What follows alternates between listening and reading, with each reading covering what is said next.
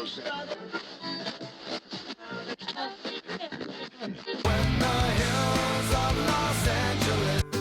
Angeles, I'm and most Hollywood nights.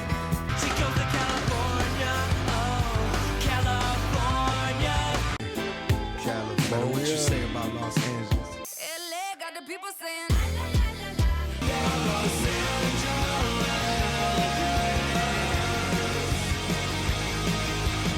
You're listening to Corner of the Galaxy on cornerofthegalaxy.com.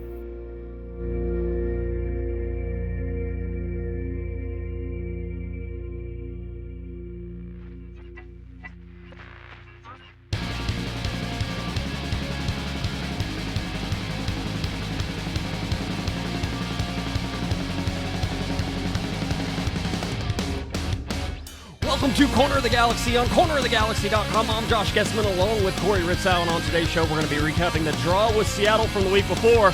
Was it a good result? Did you want more from the Galaxy? Then we're going to find out what dubious record the LA Galaxy have now set and what that means. Is it time to panic? Time to throw in the towel? And finally, we'll get you ready for the New York Red Bulls as the LA Galaxy host them at StubHub Center on Sunday. Plus, of course, as always, we'll be taking your calls. You're listening to Corner of the Galaxy on cornerofthegalaxy.com, and it all starts right now.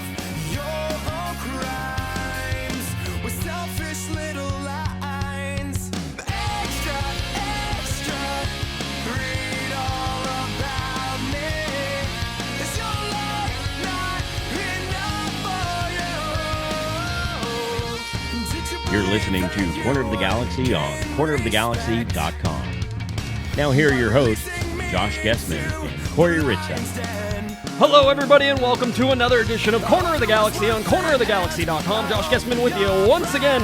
Corey Ritzow making a triumphant return to the podcast as well. We've got a bunch to talk about tonight. A lot of things going on in Galaxyland. I know you don't think so. But a week where you could play 3 games in 8 days, or in 7 days, basically. If you wanted to count LA Galaxy 2, you could go to 4 games in 8 days. That would work as well. So we could talk about that. We have a whole bunch of crazy, wacky stats. We're going to have Mark Fishkin from the Seeing Red podcast covering the New York Red Bulls come on the show at about halfway through, so it's about the 30-minute mark. If you want to fast forward to that and you're not watching the live show right now, then you can go ahead and do that. But first thing is first, Corey Ritzow, you're alive. My De Jong-like podcast suspension is finally up. I was going to say, it was one too many studs up tackles on Wendy. That's what it was. She was asking for it, though. I imagine she was. A lot like Blas Perez. So it doesn't surprise me. How have things been for you? Okay? A little busy. Some vacation time. Some life with a 2-year-old time. Yes, I understand. My son's in town right now. I had a Legoland adventure. You know what? I have a Lego. Gosh, we sound like we are so old. I got a big Legoland trip planned this weekend myself. Oh well, lucky you. I have a season pass to Legoland. That's how Legoland we are now, apparently, because it just makes more sense. If you're gonna go twice in a year, Corey, just buy the pass. All right. I got it for Christmas from the folks last year, so we too have a season pass. Welcome to Josh and Corey's parenting hour. Right. Everybody, forget soccer. Let's just talk. What is your favorite Legoland ride? That's what we should do. Hey, quick update for everybody. Go to the Corner of the Galaxy store. That's cornerofthegalaxy.com/shop. Damn, he's good. I know. Yes, you can find our maybe a hint. I can't say that it is in direct relation to a certain player on the team, because of course I think that would probably be a copyright violation. But go to the store, check out our dam buttons, I believe is how you would say it. A lot like the water dam with an E on the end, basically how it works. So check those out. Good thing you've got that little star in there. It's a swear word, Corey. That's why you do that. Right. I'm sure somebody. Oh, I get it. You get it now. See, it all ties together. It takes me a while. This is when somebody's finally going to mark this show explicit for no reason whatsoever. But nonetheless, go to the Corner of the Galaxy shop. You can purchase those little mini buttons. They're little mini buttons. I have a limited amount, although I may have ordered more already because I'm already halfway sold out. So please go to cornerofthegalaxy.com/shop, where of course you can support our show. So we appreciate all that you do in listening and helping us out here. So please go do that. And if you're watching the live show, you can. I'm wearing one right now, which is, it's like I said, it's not too big. It's the perfect kind of statement to wear around the office. I think it's Corey. I'm gonna expect you to wear one at the office. You know what? I definitely should, especially since I work in an office of nothing but 11 other females. That it's perfect, and they're all going to sit there and, huh? Yes, it'll be perfect. That'll be great. All right. Where should we start? If you have one that says "shut up," I'd like to wear that one too. Only for you. This is why you've been suspended from the podcast before. That's true. So Fair enough. We can go that way. Where should we begin? I guess we should start with the Seattle game. We always go with the recap game first. In this case, we will do it. I'm going to tell you off the top that I didn't find this game particularly fun to watch. I didn't enjoy it all that much. It was a smash and grab again from the LA Galaxy. Again, no 90-minute performance from the Galaxy, but with the charged atmosphere that was there, Corey. You had Seattle, who got rid of their only coach they've known in MLS. Siggy Schmidt, not there anymore. So with him gone, you had to expect that the Sounders were going to try to do something and be emotionally lifted and charged with Brian Schmetzer in place of Siggy Schmidt. And they had a new Lodero as their new signing that was finally inserted into the lineup. Right. Kind of everybody getting healthy at the right time. I don't know if they were missing too many people. So they look well. I guess they have Fernandez and Ivanschitz, who at some point might make their way in at a different level or a different position. But Schmetzer went with a different starting lineup, and frankly, the Galaxy kind of got outplayed. Although we'll talk a little bit later with some of the statistics if some of that is Bruce's strategery or if that was just being lucky. Or if it's panic time.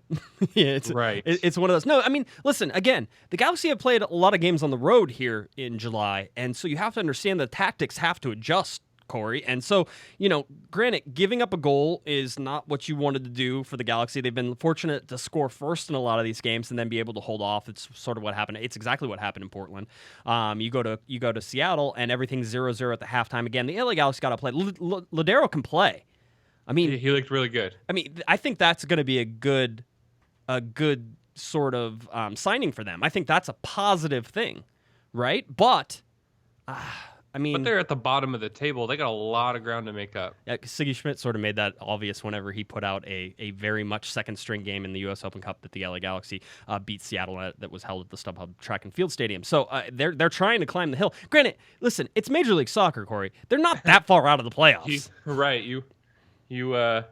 You're only like one spot out. You're only like one spot from the bottom of the table and only one spot away from the red line. Yeah. That's sort of how it always feels like that's how it works. Seattle currently in 9th place, so 3 spots underneath the red line. But if you look at it, they're nine points out of a playoff spot right now. I mean, that's not unheard of. They can play everybody enough times where there's plenty of opportunity. You just have to go out and get some results, and they haven't been able to do that. And I mean, this game, to be honest, is another good example of that happening. Right. We talk about the Galaxy goal where a bit of miscommunication between goalie and defender and a little bit of, workmanship by Leggett to just stay on top of that and not assume somebody else is going to get to it, and he's able to poke it home. Yeah, I mean, that really is the difference. I thought, Leggett obviously was a great substitution coming in for Boateng. Listen, Boateng for me is still so hit and miss, Corey. You never know. He can have a great game like he did against Portland, or I forget which team he played just out of his mind with. It was at home at StubHub Center where he... Yeah, that 4-0 or what? Yeah, I got to look up some of these results here. I know. I have to go back and try to figure it out as well. But, I mean, you either get that or you get Boateng that uses his speed, can't control the ball, doesn't get crosses in, isn't very creative. He has his speed, and that's what his weapon is. And if he can get good first touches like he did in Portland, then he's super effective. But the big deal here, and I think it should be pointed out that this is definitely one of those issues, is that Gyasi Zardes was injured for this game.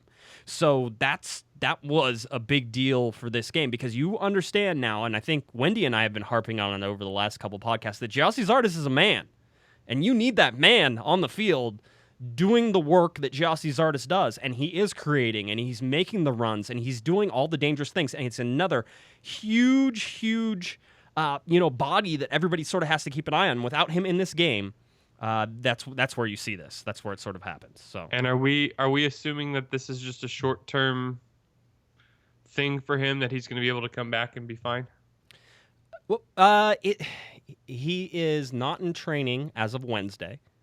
So Gyasi Zardes, a chest strain, I believe, a muscle strain in his chest. So I would think that if you're following Bruce Arena's normal rules, that Gyasi Zardes won't play in this game coming up, even if he starts to train on Friday. The LA Galaxy have Thursday off as we're recording this on Thursday. They had today off.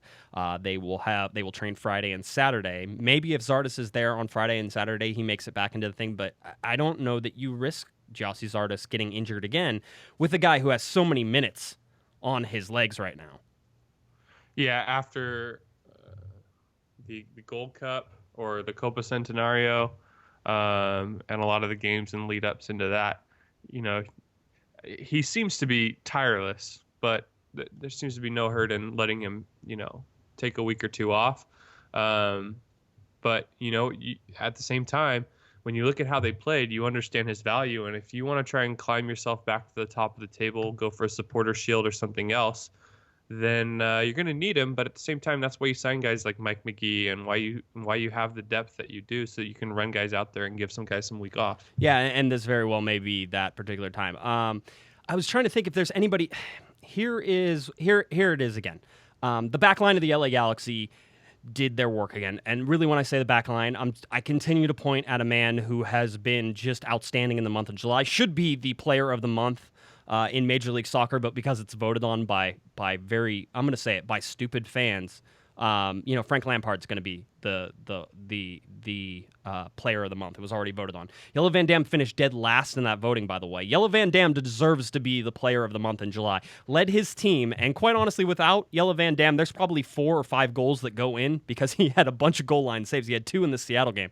But Van Damme has been outstanding. He has been, again, if you're going to make me pick the MVP of this team right now, Corey, I think I pick Van Damme. I really do. And he has been just, he was reckless at the beginning of the year. I liked his recklessness. It was sort of, it's the aggressive recklessness.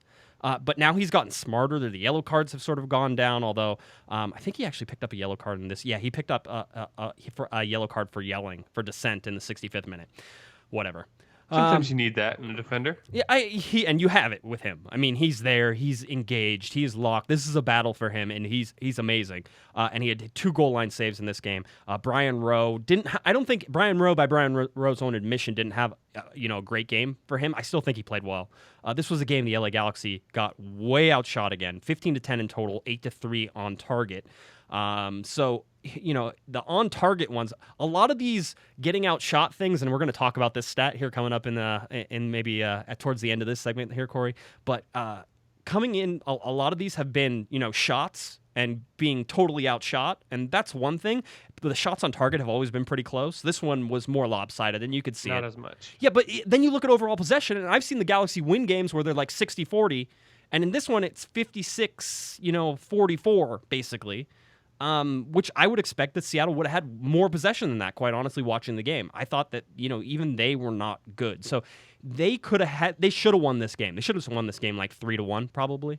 Well, when you talk about what the strengths of the players that you have out on the field, when you are going to select somebody like an Emma Boateng, he's going to take the ball and he's going to go at people. He's not going to be somebody that's going to hold up play, that's going to cycle the ball around. Now, granted, he has a little bit of that skill, but when he gets it, he's basically given one instruction, and that's go at the left fullback, try and make something happen and clip the ball in. He wasn't able to perform, to some of the levels that we've seen him over the last 2 months or so.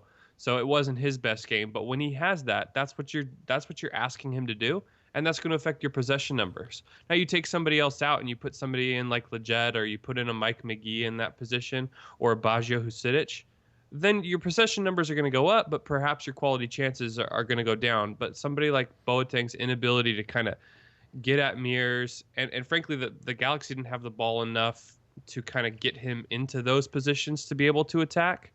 But if and when they do, he's going to be a real weapon.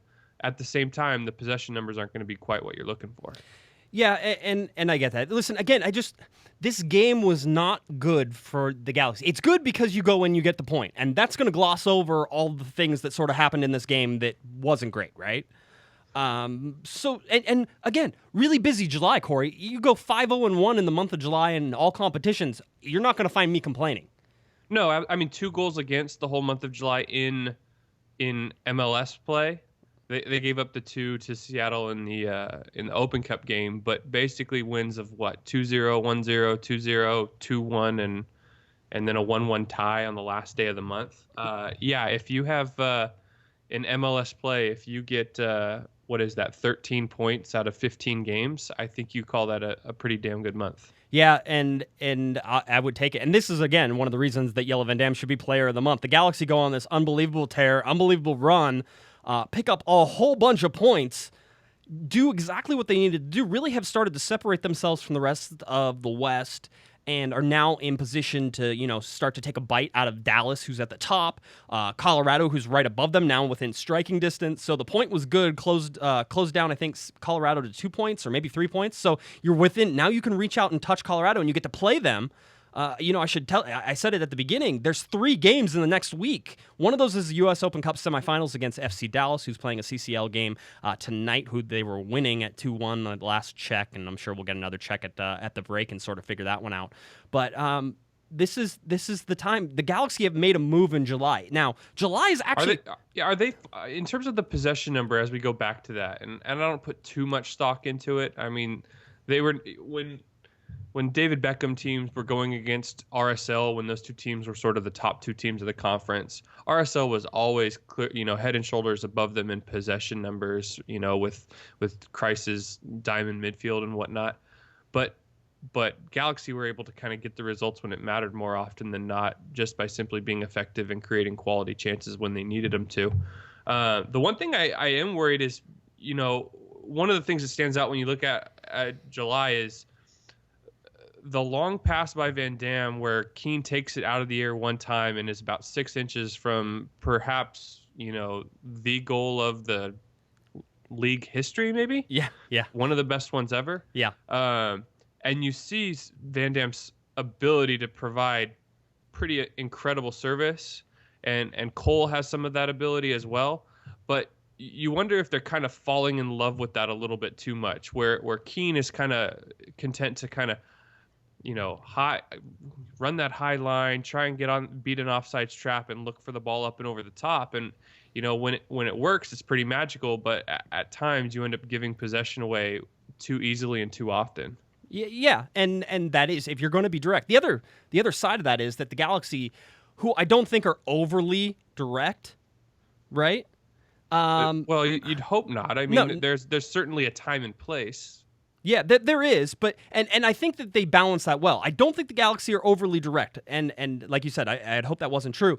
I think that the Galaxy in these particular games and the possession numbers have all been either about, if they're at home, the Galaxy dominate possession because everybody plays the LA Galaxy the same way at home, which is, bunker back and try to counter, and so you're never going to have a team that has more possession. So the Galaxy overwhelmingly win that possession battle at home almost every single time. Then you go on the road, and the Galaxy do the same thing. I mean, you're looking at that, and you say, okay, that's sort of how everybody plays in MLS. So if you look at these numbers where you're outpossessed and getting outpossessed on the road, it makes perfect sense. The Galaxy are playing the counter game just like everybody else. They're not looking for possession, and you're certainly never going to look for possession on turf in Seattle. I mean, God, that surface alone kills most games for me. It is absolutely a killjoy, and I can't stand it. So you look at that. It's not even tactics. It's just the way that you're going to have to play in Seattle. It's the way that the tactics work when you're on the road. So again, you look at the possession, and you're not. Why would you be worried? The Galaxy had more possession than I thought they should have in this game. Quite honestly, I think it's probably because Seattle scored first in the second half, and that sort of made the Galaxy actually have to press and score again. Smash and grab. Sebastian Lletget, great job, comes in, does his thing. I don't know how much you want to take from this game. If you're Bruce Arena, I don't think you look at anything from this game and go, we have to work on this, we have to work on that. I think you just sort of throw it out because it wasn't a good game. All the players said it afterwards. They all said, hey, we're lucky that we got out of this with a draw. Was it hot there? These 1 o'clock starts sometimes are weird, especially come August, but it's the Pacific Northwest, so.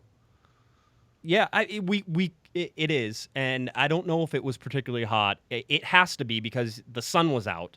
And if the sun is out on turf, then it's hot, right? I mean, you know that. We both played on turf and have it like melt your shoes, basically. So then here's my question for you. We're about 2/3 of the way through the year, coming down the home stretch. Some of the international competitions are behind us. At most, there's 2 games left in Open Cup, and then you focus on the stretch run of the league without, unfortunately having to deal with with CCL this year. Mm-hmm. As you start to see it, one of the things you're looking for is what is going to be your A and your A- lineup. Right. And I don't know if we've seen anybody necessarily distance themselves and put themselves head and shoulder above one another. He goes with Boateng on the left here, but as Leggett finds more and more fitness and maybe proves himself successful, perhaps he's somebody that steps in there. Zardes obviously has earned a starting spot, but in what lineup? He goes with 2 defensive midfielders against Seattle with Lorenowitz and De Jong playing side by side, but I have a feeling if he's in a playoff game at home, he's going to probably be a little bit more aggressive, and Lorenowitz is going to come off the field for Zardes or somebody else with a little bit more attacking punch. So who's that going to be? And then as Robbie Rogers gets fitness, back in training. I saw you tweet that out, and he's looking for a timetable of maybe September-ish, perhaps, of being ready. Yep. But if the defense continues to perform the way that they are, there's really no reason whatsoever that you touch that lineup unless injuries or cards or something like that happens.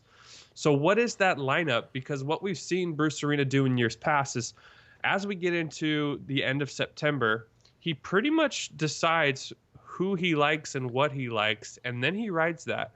And so if you're the players, these next 6 weeks are a big deal for you, because you have to prove that you deserve inclusion in the lineup and that you're going to be somebody that he's going to ride down the playoff stretch. Yeah, and that's, I think that a lot of the lineup decisions have been made because of injuries this year, and that has determined really who starts and how it starts, because Boateng doesn't start if Zardes is healthy, and you get everybody else. I think everybody else probably stays the same.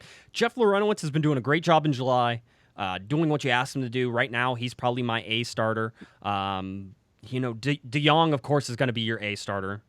No, but I mean, I think if you're away from home and you just kind of need a result, or you need to keep it let's say you're playing the first leg at another person's stadium, perhaps you put Lorenowitz and De Jong and you just play for a 0-0 draw or a close game, or you just don't want to give up a bunch of goals. That's fine. Right. But in terms of if you're at home in the cup final, I don't see, as good as Jeff Lorenowitz is, I'd rather him be on my bench, and if you get a 1-goal lead, a 2-1 lead, that he's a perfect person to be able to bring on to provide some good defensive shape, some bite in midfield, and help close out a game. But he's not somebody that you're starting out from the beginning. So if you're in that cup final, who is your first choice 11?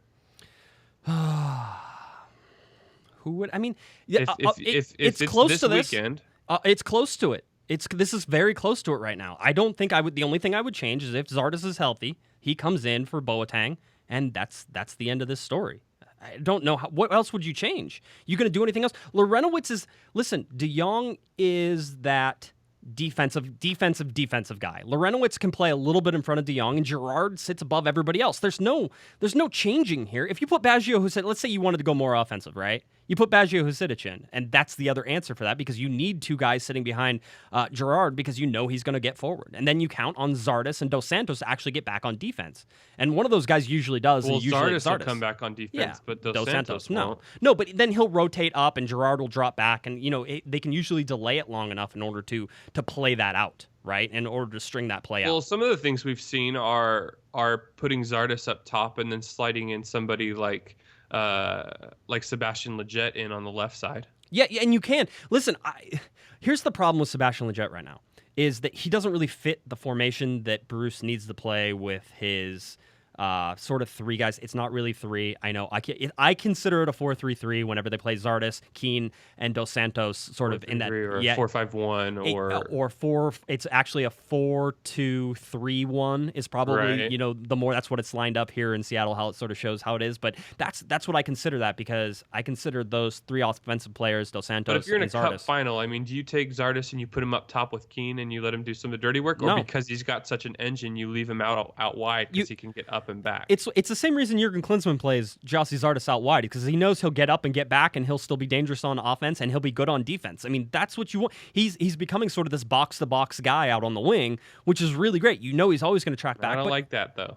You're like, hey, give him a job. I prefer him up top, and I don't know why. And you know, everybody obviously criticizes his first touch, and which is overblown. Overblown a lot of the times. I'm not going to say it's not an art. It's definitely a thing, right? But it's overblown. He's at the same time. Ronaldinho up there with his first touch, but at the same time, you know, he's a professional soccer player. I mean, he's not, and he's proven himself on an international caliber level. I still think him and Keane make a great partnership, and he's good in the air, and he can play decent and win things, and he'll work hard up top. And then he does a lot of that dirty work of the chasing and the putting himself in certain areas where Keane doesn't have to be the guy who's running after the defense, because frankly, he won't, not at 35, 36 years old. And he's not going to be the type of person that's going to apply pressure onto a back line. And frankly, neither is Dos Santos. So having somebody up there that's able and willing to do that, I think is a little underrated. Otherwise, you give the back line tons of time to just pick out, make an easy pass, and do what they need to do. And unless you're willing to apply pressure all the way on their back line, that helps to ease some of the defensive pressure for the rest of the 10 guys behind you. Yeah, and it does. And you know, again, it's going to be. I think that this is usually about the time, and Corey, you sort of said it, that Bruce starts to set his lineup. I would say this, that, you know, the Galaxy made this surge in July, and usually I find that they're like an August surge team. So I'm wondering if they surged too early this time. We saw that last year, right? When Dos Santos first came on in August, they went on a tear. They were scoring like what, 3, 4, 5 goals a game. Yeah, I did a podcast where we talked about them being the best LA Galaxy team ever. I think was one of those. I think we scrubbed that one from the records. Yeah, whatever. I have to talk about it because otherwise somebody else would. So yeah, we did that. And it may have been true right at the moment. They certainly were playing unbelievable soccer. That wasn't the case in the end there, and it certainly wasn't the case up in Seattle. So I mean, that's where you come in, where you bring in all this stuff, where you come back to all this stuff. Is that this Seattle game was okay, was great in terms of result, because you finish undefeated in July, which was a ton of games. You had 6 games in July. You go 5-0-1. That's great. Take that, run with it, lead it into August. The Galaxy building momentum again. Good, Corey. You're building points, doing the thing. Haven't seen 90 minutes out of them yet. Still waiting for that. Want to see it. Could it be against New York Red Bulls on Sunday? It very well could be.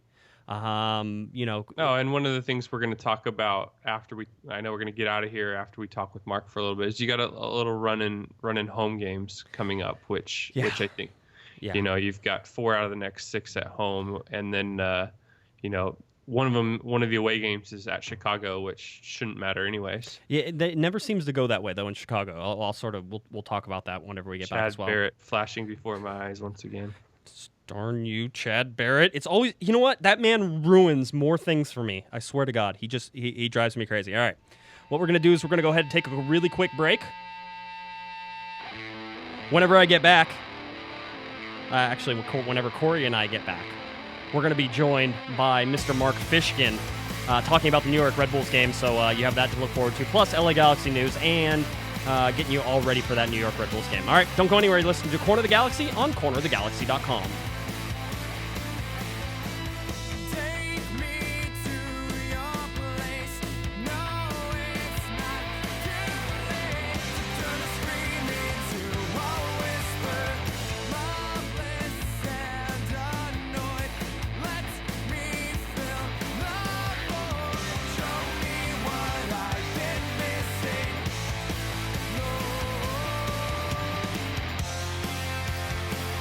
You picked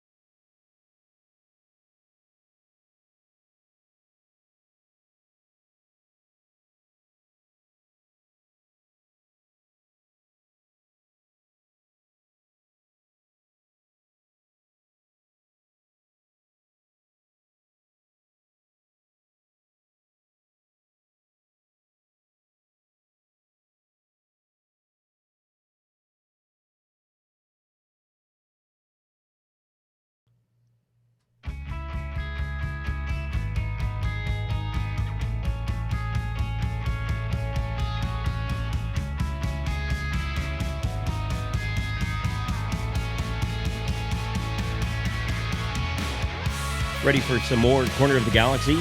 Don't forget to head over to the website for all the latest podcasts, news, and more. Visit us online at cornerofthegalaxy.com. Hey, this is Chris, This is Eddie. This is Jason. and we're from Back Pocket Memory, and you're listening to Corner of the Galaxy. Welcome back to Corner of the Galaxy on cornerofthegalaxy.com. Josh and Corey with you once again.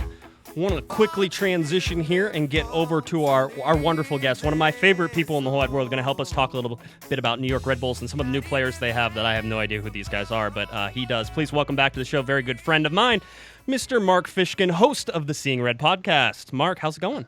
It's going really, really well. Thank you so much for having me. Oh, we're excited to have you on. I know. We usually get to do this once a year. This is our shot of doing it. So I'm glad we could connect. I even kept you up late, East Coast time.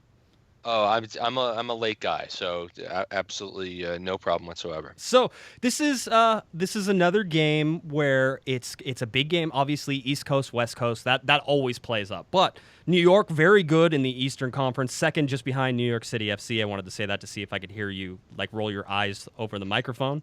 And then the LA Galaxy obviously doing well in the Western Conference and having a good July as well. So, I mean, whenever I ask you to take this game into consideration and how important it is for New York versus how important it is for the LA Galaxy, where do you sort of sit from the New York side? Yeah, I honestly don't know how important this particular match is. I mean, when the Red Bulls were a big spending premier side in the league, I think this game had a little bit more nationwide import. I will remember Thierry Henry volleying the ball, dribbling down the left sideline at the Home Depot Center. So much fun. A number of years ago, really, really putting a show on. Right. These teams do obviously have a history. They've met in the playoffs. They've met in the Open Cup. But based on where both of the teams' seasons are, they're both in the playoff race in their respective conference. They're both above the line. They both, I think LA is having a much better season than New York is, as the Red Bulls are looking to figure out exactly who they are. Mm-hmm. And they've got 11 more games to figure that out before the playoffs. Yeah, I mean, it's all sort of coming to a head here pretty quickly. I look at New York's record, and the thing that sort of comes out to me is the 9 losses on the docket. I mean, you look at the LA Galaxy with only 3 losses. You look at New York with 9 losses. I would have to think that has to be something that's a little worrisome, even though you're in second place in that conference, in your Eastern Conference. Well, considering that the Red Bulls had 6 losses on April 16th. That's right. I don't know that I'm all that worried about their record. Since then, they've been a much, much better team. As they started 1-6, then they went 6-1-1. Right. And since then, July was a little sideways for them. They went 2-1-3 in July, but right now in all competitions, they're unbeaten in 6. Right. So when you include an exhibition, they won 3-0 in the Champions League last night. So things are generally okay. This is a little different for them. They are really not that good on the road this year. They're usually a pretty decent road team. They're only 1-7-4 away from Red Bull Arena, and the one was the Red Bull wedding at Yankee Stadium when they beat Man City Light 7-0. And that's it. They're rock solid at home, but on the road they're dropping leads. They're losing games where they've been ahead.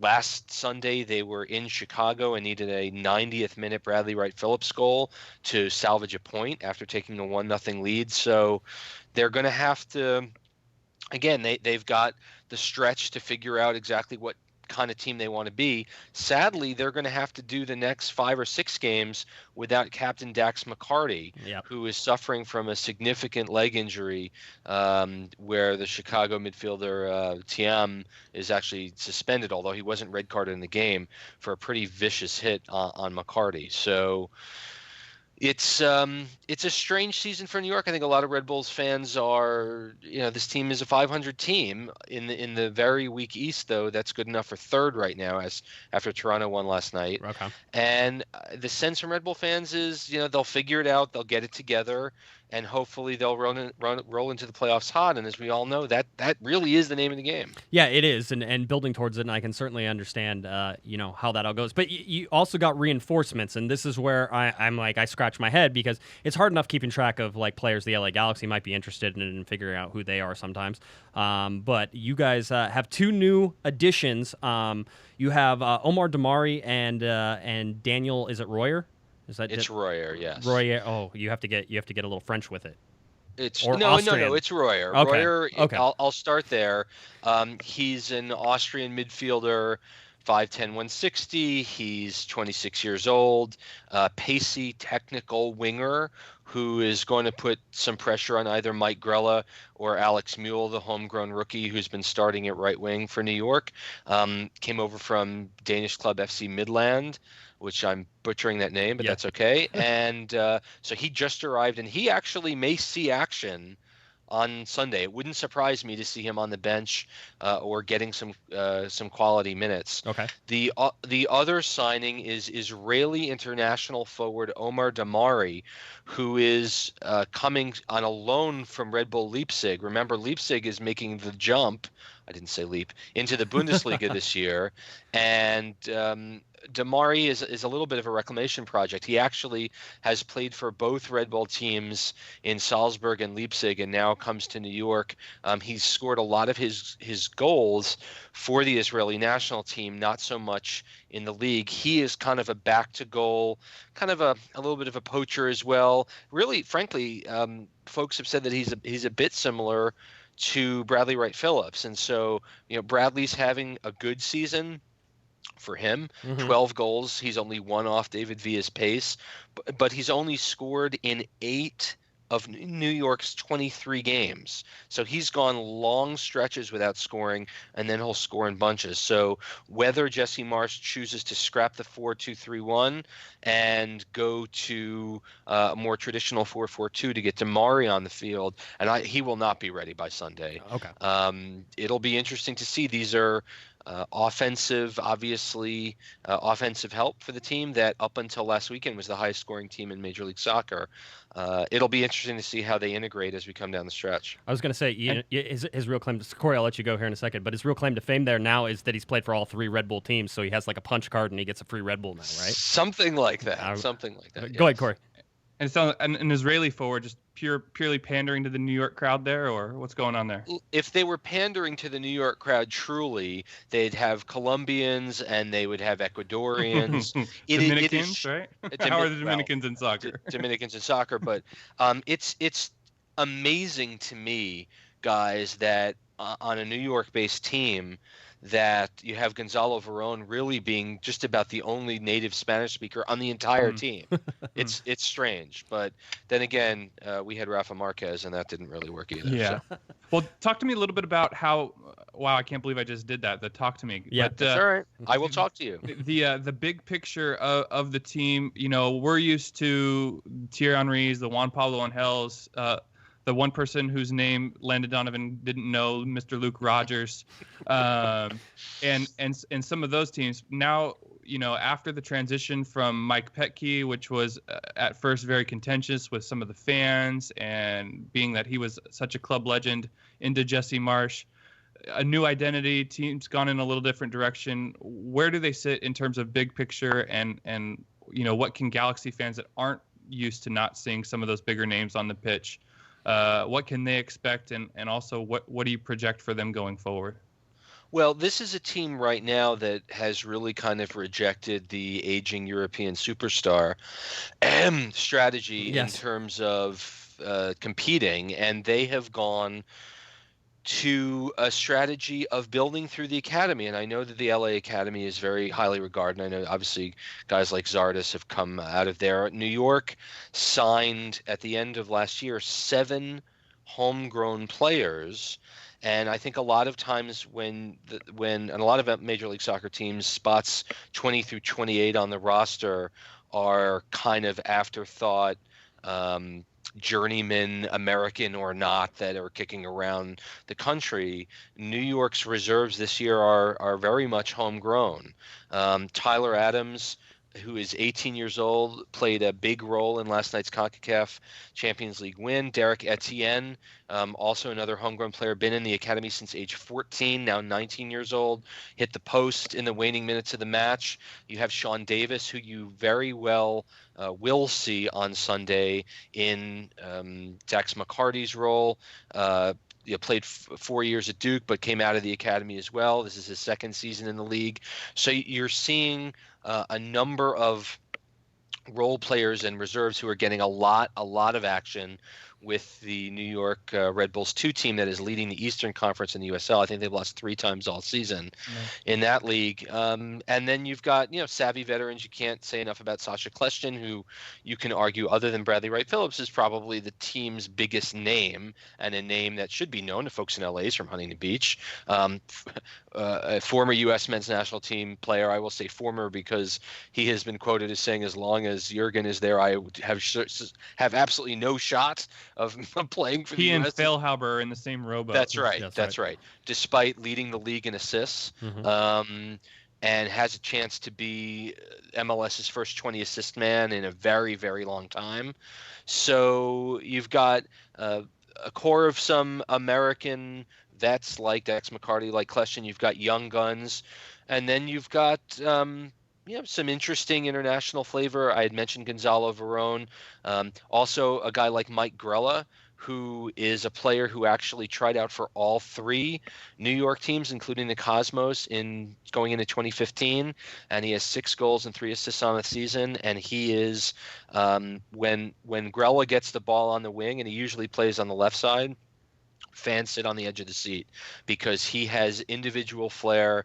He can break down players. He can score pretty goals. He nutmegged Frank Lampard in the New York Derby last year, despite the fact that he was making, I think, 1/100th of Lampard's salary.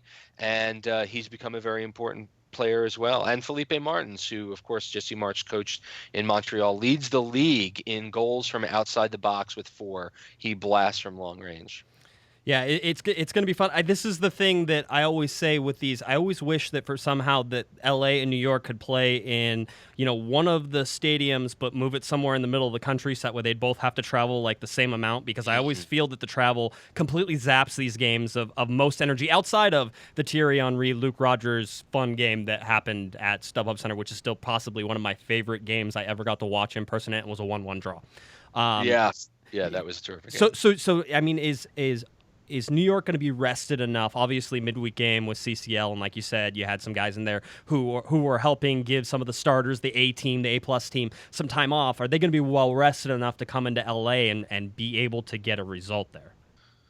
I don't think they're going to get a result, to be honest with you. But when you look at the lineup and who played last night, a couple of starting members of the back line, Aurelian Collin, who's been a superb pickup for New York, really helped tighten up in the back since being traded for a ham sandwich with Orlando City earlier this year. Has been terrific. Damien Perenelle also started, played most of the game last night. He is back from an ACL injury, so we kind of have our French connection in the middle of the back. Who else? Felipe went a lot of the game last night as well, so he may be a little pooped. And then Alex Mule, who usually plays on the right side of midfield, went the full 90. But again, he's 20 years old and has an engine that just simply doesn't quit. Right. So it was kind of like a A- lineup last night. Okay. Bradley didn't play at all. Klestin played the last 20 minutes, got a goal. But New York is a deep team. I just don't know if they're going to be able to compete with the talent. And, of course, you guys haven't lost at home, and we haven't lost on the road. I only have 1 win on the road, rather. Yeah, I know. It's all fun. All right. You can follow Mark Fishkin at Mark Fishkin. You can go listen to his Seeing Red podcast, which is always a great listen, and he's my idol in podcasting. So make sure that you yeah, I know. I have low standards sometimes. Mark is great, so go follow him there. Mark, anything else you want to plug? Talk to the LA fans. Last thing you want to say? Well, there is one thing I want to say. Yes. So tomorrow is the 48th game in all competitions between the 2 teams.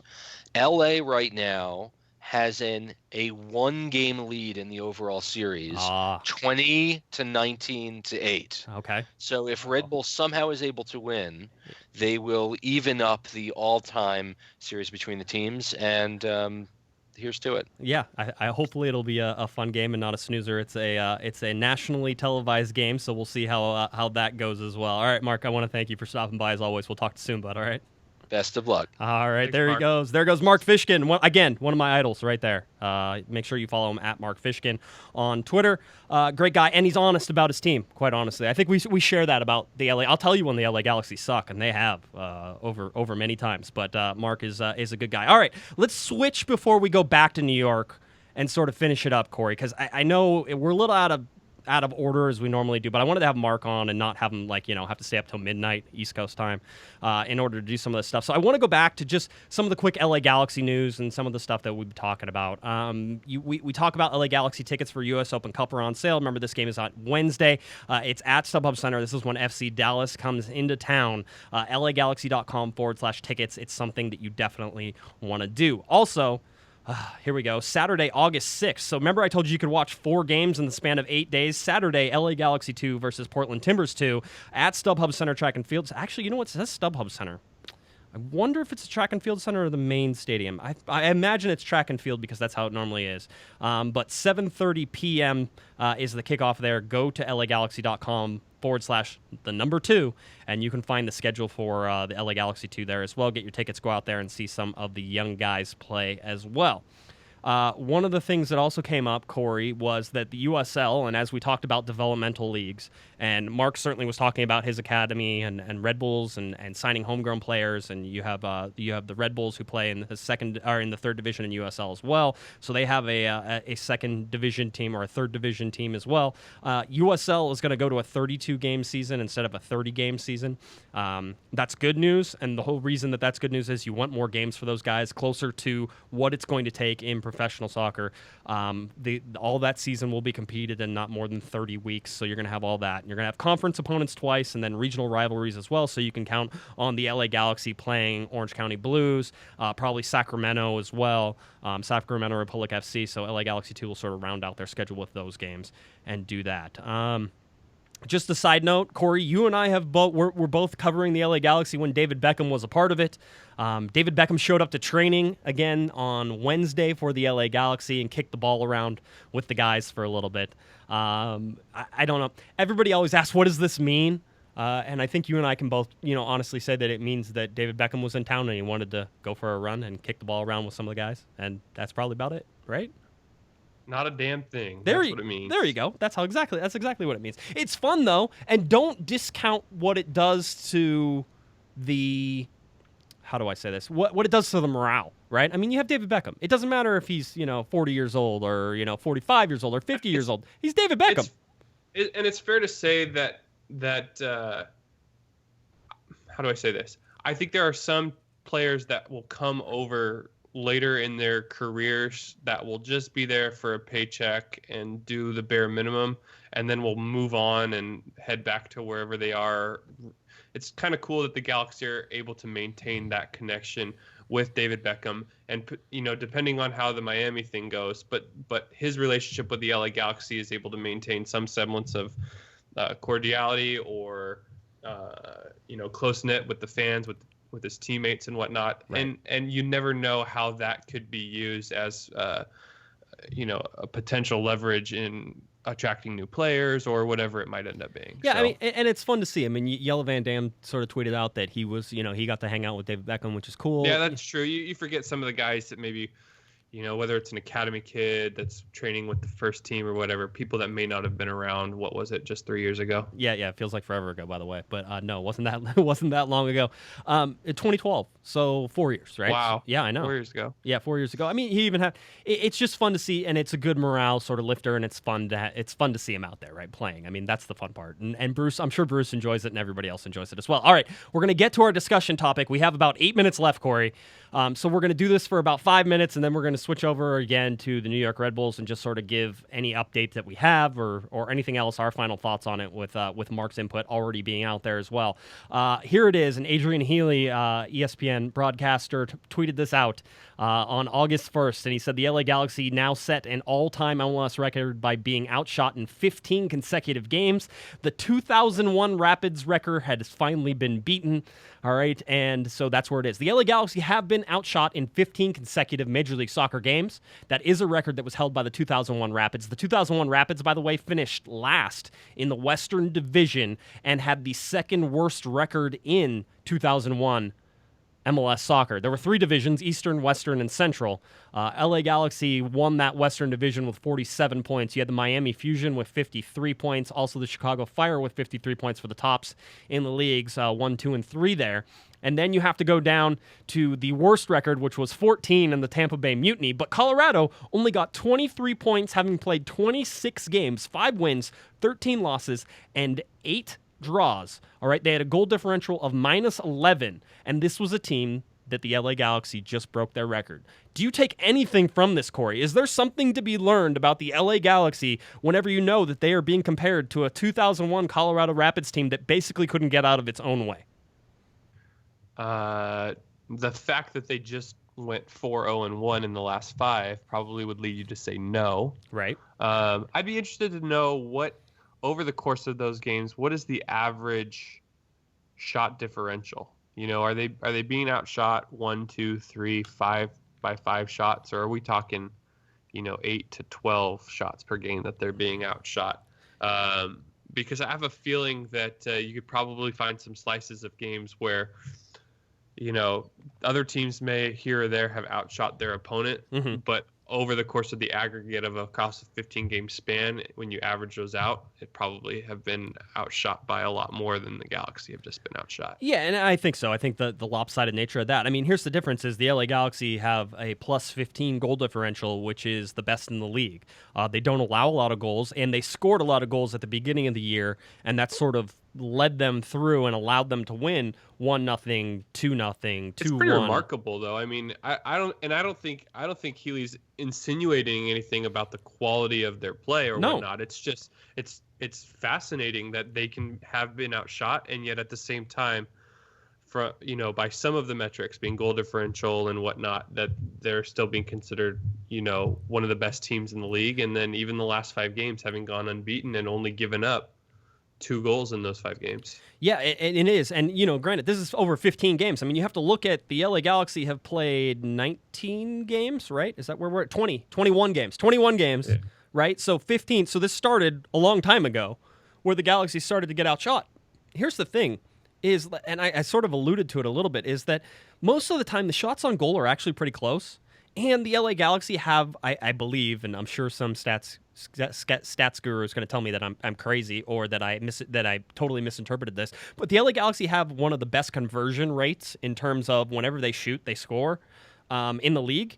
And so if they have that, then what do you change? If you're Bruce Arena, are you concerned about this? Do they need to be shooting more? And I say shots don't mean anything to me. Shots mean nothing. I watched a bunch of games this year where the LA Galaxy defense has been so good that I've seen guys just firing shots on the other team that have, nothing's been closer than 25 yards away.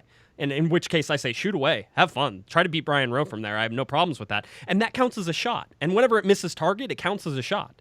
So I think a lot of it is that the LA Galaxy defense has been so good that they're forcing a lot of shots from long range and that they're not conceding a lot of those goals. So, I mean, if you're a team, you're getting frustrated, you're trying to get something started, you're going to be shooting like crazy. For the Galaxy, I've seen them get criticized for trying to pass the ball into the back of the net, and I get that, Corey. There's a lot of possession there. There's a lot of, I don't think I want to take this shot. Maybe I should have pulled the trigger, but instead I passed it and the play broke down. But I've also seen the Galaxy criticized whenever people are like, shoot the ball, and there's 6 people in front of them, and it's like, and they're all bunkered down. I mean, the Galaxy have faced that a lot too, is that you get a lot of bunkered defenses at home, and you think that you would outshoot people in that scenario, but that's not the case because the Galaxy want to take the right shot, and they're not just going to shoot into a sea of 11 guys.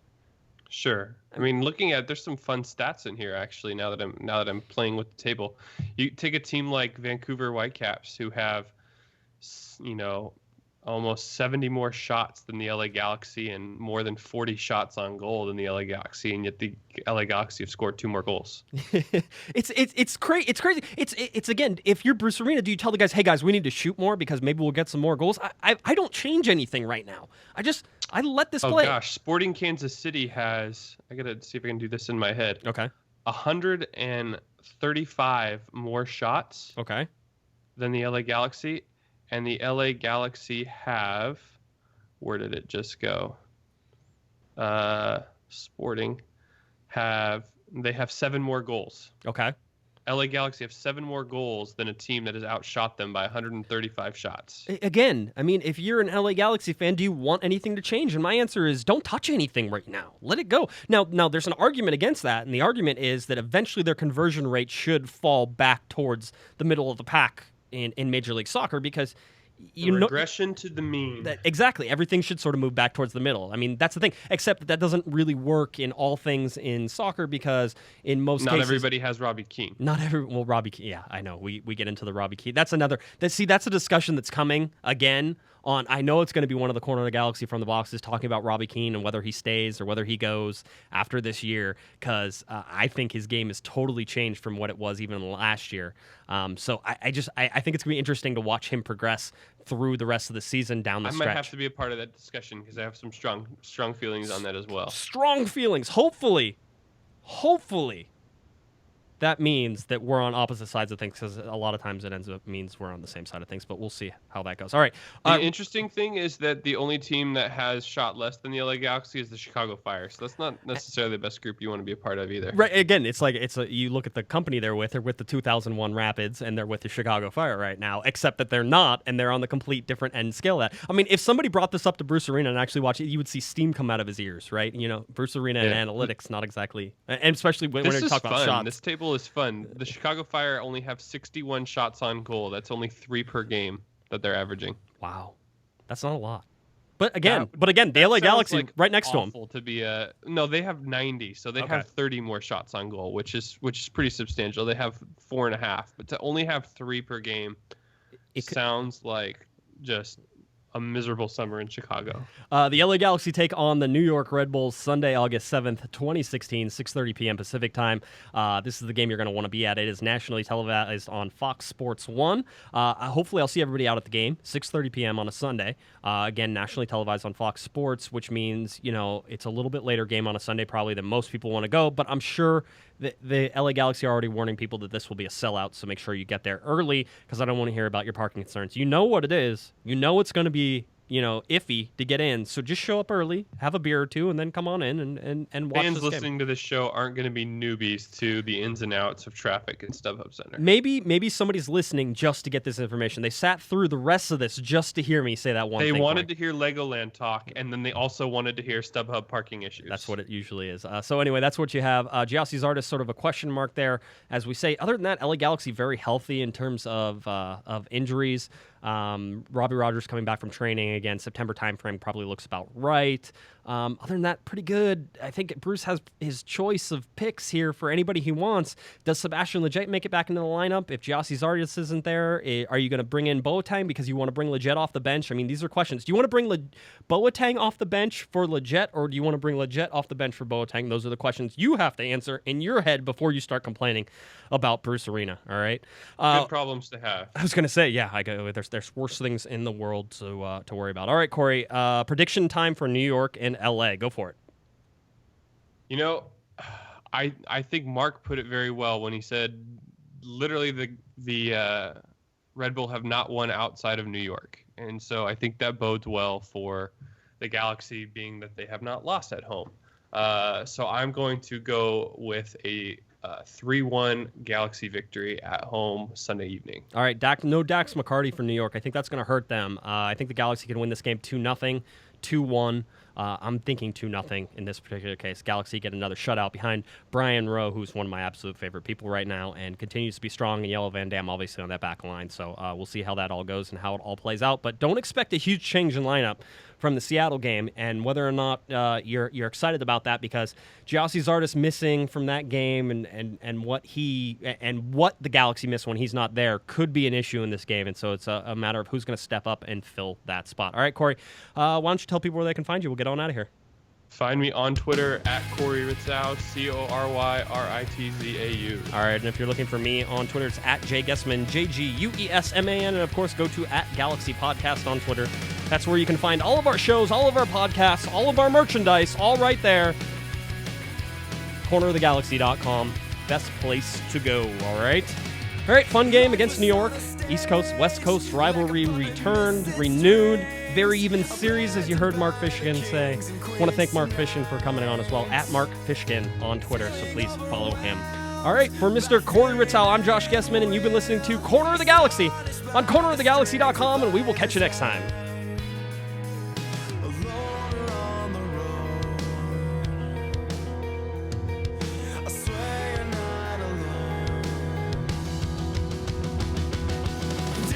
You've been listening to the Corner of the Galaxy podcast on cornerofthegalaxy.com.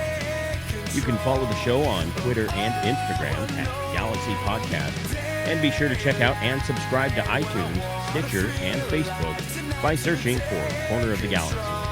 And for all of your independent LA Galaxy news, discussion, and entertainment, including this podcast, head on over to cornerofthegalaxy.com. Fans, thanks for listening. We ask that you be kind and courteous to your neighbors as you leave the podcast. We thank you for joining us and look forward to seeing you again. Until then, I'm Michael Araujo, and on behalf of the entire Corner of the Galaxy crew, goodbye, everybody.